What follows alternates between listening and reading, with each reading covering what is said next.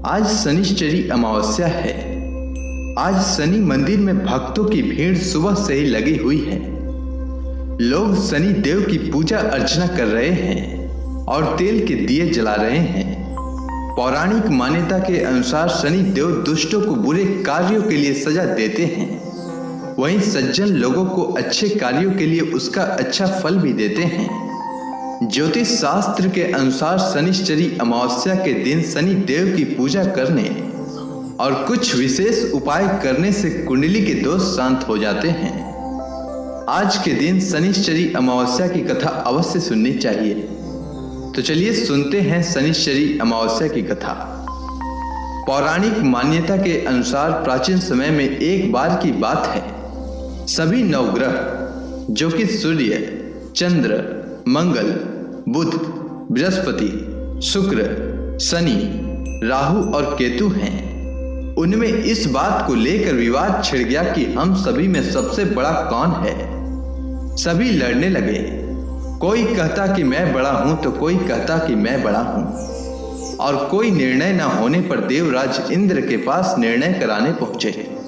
इंद्र इससे घबरा गए और इस निर्णय को देने में अपनी असमर्थता जताई, परंतु उन्होंने कहा कि इस समय पृथ्वी पर राजा विक्रमादित्य हैं, जो कि अति न्यायप्रिय हैं, वही इसका निर्णय कर सकते हैं। सभी ग्रह एक साथ राजा विक्रमादित्य के पास पहुंचे और अपना विवाद बताया, साथ ही निर्णय के लिए कहा। राजा इस समस्या से अति चिंतित हो उठे, क्योंकि वे जानते थे कि जिस किसी को भी छोटा बताया वही कुपित हो उठेगा। तब राजा को एक उपाय सूझा। उन्होंने स्वर्ण, रजत, कांस्य, पीतल, सीसा, रांगा, जस्ता, अभ्रक और लोहे से 9 सिंहासन बनवाए और उन्हें क्रम से रख दिया। फिर उन सभी से निवेदन किया कि आप सभी अपने अपने सिंहासन पर स्थान ग्रहण करें। जो अंतिम सिंहासन पर बैठेगा वही सबसे छोटा होगा। लौह सिंहासन सबसे बाद में होने के कारण शनि देव सबसे बाद में बैठे तो वही सबसे छोटे कहलाएं। उन्होंने सोचा कि राजा ने यह जानबूझकर किया है।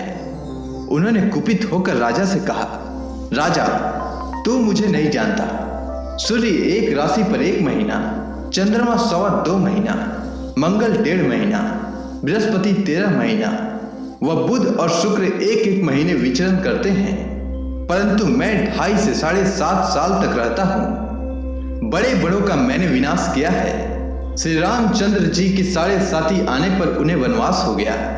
रावण की आने पर उसकी लंका को बंदरों की सेना से परास्त होना पड़ा। अब तुम सावधान रहना, क्योंकि अगला विपत्ति तुम पर आने वाला है। ऐसा कहकर कुपित होते हुए शनि देव वहां से चले गए। अन्य देवता खुशी खुशी वहां से गए। कुछ समय बाद राजा की 7.5 आई। तब शनि देव घोड़े के सौदागर बनकर वहां आए। उनके साथ कई बढ़िया घोड़े थे। राजा ने यह समाचार सुन अपने अश्वपाल को अच्छे घोड़े खरीदने की आज्ञा दी। उसने कई अच्छे घोड़े खरीदे। वह एक सर्वोत्तम घोड़ा राजा को सवारी के लिए दिया। राजा ज्यों ही उस पर बैठा, वह घोड़ा सरपट वन की ओर दौड़ा। वन में पहुंचकर वह अंतर्ध्यान हो गया और राजा भूखा प्यासा भटकता रहा। तब एक ग्वाले ने उसे पानी पिलाया। राजा ने प्रसन्न होकर उसे अपनी अंगूठी दी। वह अंगूठी देकर राजा नगर को चल दिया और वहां अपना नाम उज्जैन निवासी वीका बताया। वहां एक सेठ की दुकान पर राजा ने जल इत्यादि पिया और कुछ विश्राम भी किया। भाग्यवश उस समय सेठ की बड़ी बिक्री हुई। सेठ उसे खाना इत्यादि कराने खुश होकर अपने साथ घर ले गया। वहां उसने एक खुटी पर देखा कि एक हार टंगा है, जिसे खुटी निगल रही है। थोड़ी ही देर में पूरा हार गायब हो गया। जब सेठ वापस आया तो उसने देखा कि हार गायब है। उसने समझा कि वीका ने उसे चुराया है। उसने वीका को कोतवाल के पास पकड़वा दिया। फिर राजा ने उसे चोर समझकर हाथ पैर कटवा दिए। वह चौरंगिया बन गया और नगर के बाहर फिकवा दिया गया। वहां से एक तेली निकल रहा था, जिसे दया आई। और उसने वीका को अपनी गाड़ी में बैठा लिया। वह अपनी जीभ से बैलों को हाँकने लगा। उस समय तक राजा की सनी दशा समाप्त हो गई। वर्षा काल आने पर वह मल्हार गाने लगा। तब वह जिस नगर में था वहां की राजकुमारी मन भावनी को वह मल्हार इतना भाया कि उसने मन ही मन प्रण कर लिया कि उस राग गाने वाले से ही विवाह करेगी। उसने दासी को उस मल्हार गाने वाले को ढूंढने के लिए भेजा। दासी ने बताया कि वह चौरंगिया है, परंतु राजकुमारी नहीं मानी। अगले ही दिन से वह इस बात को लेकर अनशन पर बैठ गई कि विवाह करेगी तो उसी से। उसे बहुत समझाने पर भी जब वह ना मानी तो राजा ने उस वीका को बुलावा भेजा और विवाह की तैयारी करने को कहा। फिर उसका विवाह राजकुमारी से हो गया। तब एक दिन सोते हुए स्वप्न में शनि देव ने राजा से कहा, राजन, देखा तुमने मुझे छोटा बताकर कितना दुख झेला।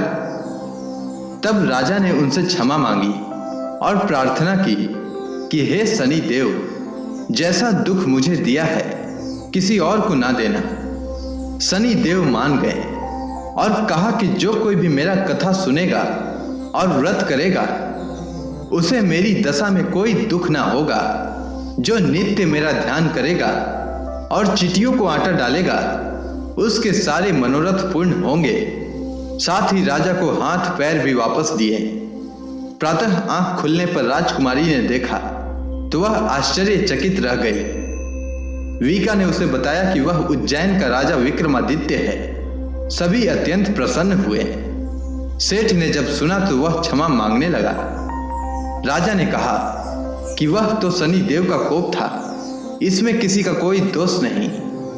सेठ ने फिर भी निवेदन किया कि मुझे शांति तभी मिलेगी जब आप मेरे घर चलकर भोजन करेंगे।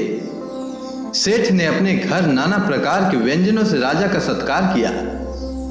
साथ ही सभी ने देखा कि जो खुटी हार निकल गई थी वही अब उसे उगल रही थी। सेठ ने अनेक मोहरे देकर राजा का धन्यवाद किया और अपनी कन्या श्री कौरी से पानी ग्रहण का निवेदन किया। राजा ने सहर्ष स्वीकार किया। कुछ समय पश्चात राजा अपने दोनों रानियों मन भावनी और श्री कौरी सहित उज्जैन नगरी को चल दिए। वहां पूर्ववासियों ने सीमा पर ही उनका स्वागत किया।